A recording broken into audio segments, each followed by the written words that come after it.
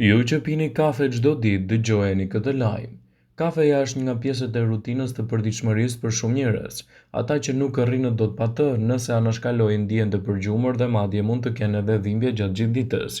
Kjo për shkak se kafeja shkakton disa ndryshime natyrore në trup, ndaj të cilave do të krijojë edhe varësi. Koha që duhet për të zvogëluar sasinë e kafeinës në trupin tonë është 50% dhe mesatarisht rreth 5 orë. Kjo shpjegon pse mund të duam një kafe tjetër brenda pak orësh. Sidoqoftë, se sa kafeinë mund të largohet nga sistemi ynë varet nga mosha, kushtet mjekësore, ndërveprimet dhe zakonet e ilaçeve të tilla edhe pirja e duhanit. Prandaj nuk është për t'u habitur që kur anashkaloni kafen e mëngjesit, mund të vuani nga ndryshimet që po përjeton trupi juaj. Përveç faktit që nuk do të aktivizohet metabolizmi, do të ndjeheni të lodhur, të plogësh, të dobët fizikisht, gjithashtu do të keni edhe probleme me marrëmendjen.